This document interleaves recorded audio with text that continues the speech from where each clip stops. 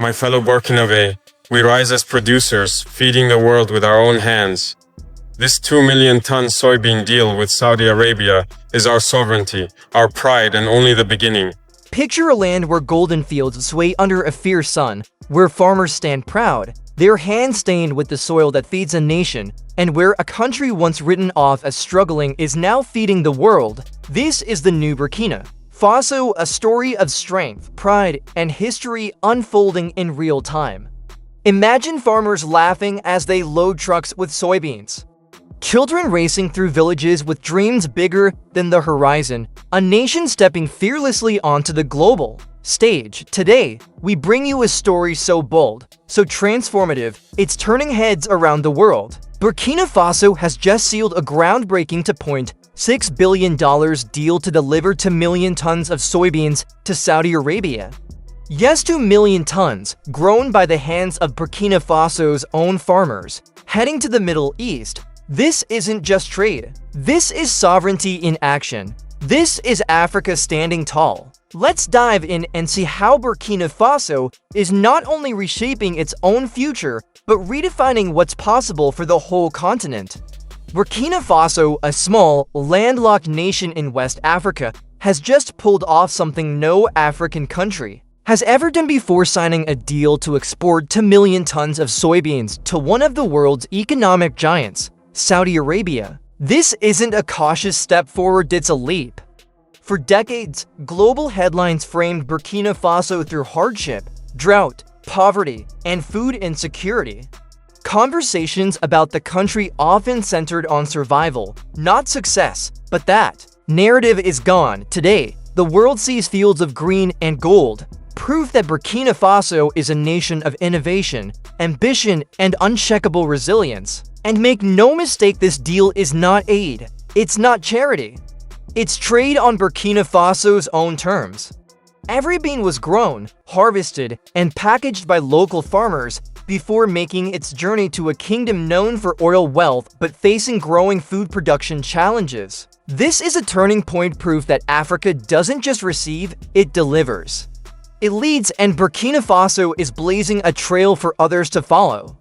This moment is history in motion, and we're here to unpack how it happened, why it matters, and what it means for Africa's future. For far too long, Africa's story has been told by outsiders, often through a lens of conflict, poverty, and dependency. But this soybean deal is rewriting that script.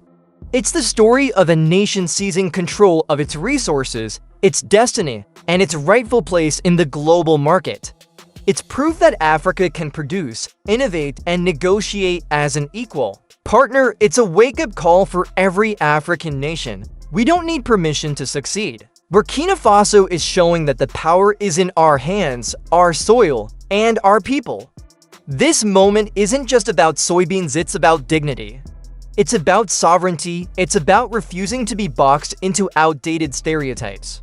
Burkina Faso's farmers aren't simply growing crops, they're planting hope. They're showing their children, their neighbors, and the entire world that Africa is ready to lead.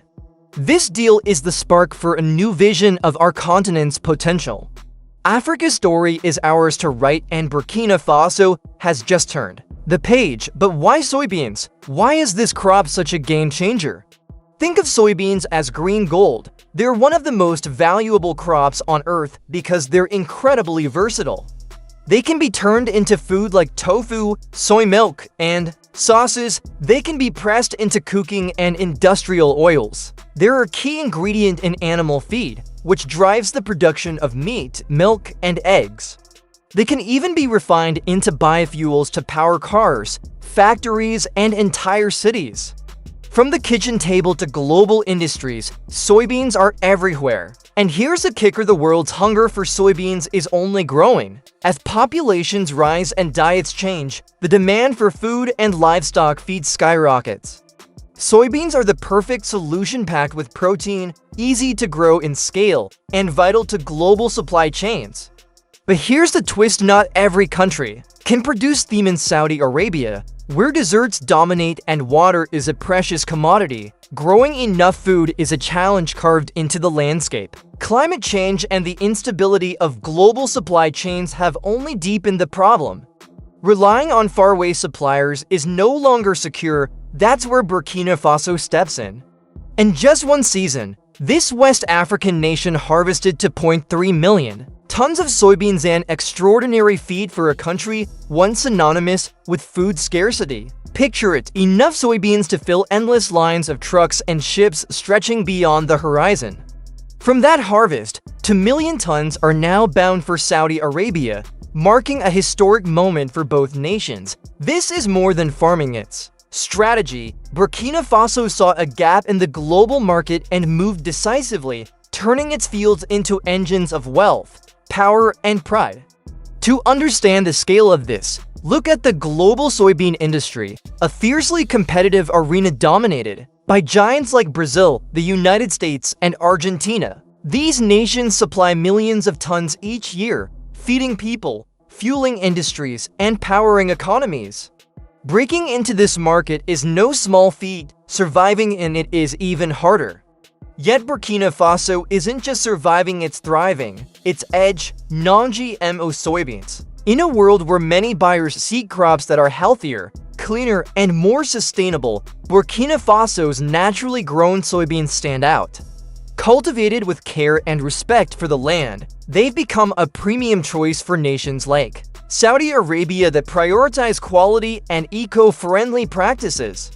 By seizing this niche, Burkina Faso has carved a space in a market where size usually wins, proving that focus and quality can outmatch sheer volume. At the heart of this achievement is a bold leader, Captain Ibrahim Traoré. Since taking the helm, he's made one thing clear: Burkina Faso will not wait for others to solve its problems.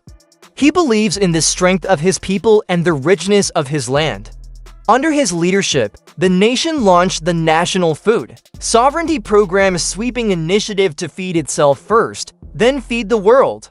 This was not a plea for aid, it was a declaration of independence. Traoré transformed 1.5 million hectares, vast stretches of once underused land, into fertile farms producing millet, maize, sorghum, and most importantly, soybeans. These fields are now the heartbeat of Burkina Faso's agricultural revolution. But planting seeds wasn't enough. Traoré understood that farmers need tools to succeed.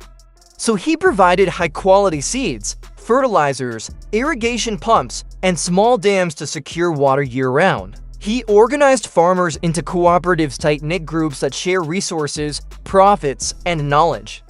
These are not just farming units, they are communities of empowerment. And unlike leaders who hand over control to foreign corporations or wait for international donors, Traoré placed his trust in Burkina farmers themselves. He traveled to villages, shook hands with growers, listened to their challenges, and promised them that their work would change the nation. And he delivered. One season, 3 million tons harvested. 2 million tons sold abroad. This is not luck, it's the product of vision, preparation, and relentless commitment. Captain Traoré isn't the kind of leader who hides behind a desk. He's out in the fields, walking with farmers, inspecting crops, and proving that leadership is best measured in action, not speeches. In a small village near Koudigou, Traoré once sat cross-legged on a woven mat beneath the wide shade of a baobab tree, sharing a bowl of millet porridge with local farmers. One woman, Moriam, told him, "We've always worked the land, but no one saw our potential. Now, with your help, we're feeding the world." Traoré smiled and replied, "Your fields are Burkina Faso's strength. Together, we'll show the world what we can do." That moment captured more than a meal, it sparked a movement. Young Burkinab who once dreamed of leaving for jobs in Europe or America now choose to stay. They see Traoré's vision and want to be part of it. Farmers who once felt invisible now feel like partners in a national mission. His belief in them has transformed Burkina Faso into a nation of dreamers and builders determined to shape their own future. At the heart of this transformation are Burkina Faso's farmers, ordinary people accomplishing extraordinary things. In places like Bobo Dioulasso, Koudigou, and the outskirts of Ouagadougou, farming has gone from a fight for survival to a source of pride. Not long ago, many could barely grow enough to feed their families. Droughts claimed their harvests and money was scarce. Some relied on food aid to get through the year. But today, those same farmers are producing soybeans for the world there. Fields alive with the energy of hope and determination. Take Awa, a farmer from a village near Bobo de Ulaso. A mother of 3, she once grew millet and sorghum on a small, dusty plot, hard work that barely kept her family afloat. She worried constantly about school fees and medicine. Then she heard about the government's soybean program and joined a cooperative. They gave her high-quality seeds, taught her modern growing techniques, and guaranteed to buy her crops at a fair price. She rose at dawn each day to plant and care for her fields, learning to use irrigation to survive dry spells. When harvest came, her land overflowed with soybeans more than she had ever seen. With her earnings, she built a sturdy tin-roofed house, sent her children to school, and bought a motorbike to reach the market. I used to pray for rain, Awa says, her eyes bright. Now I pray for strength to keep farming my soybeans. Are feeding people far away. Awa's story is echoed in thousands of households across Burkina Faso. Farmers like her form the backbone of this agricultural revolution, turning soil into opportunity.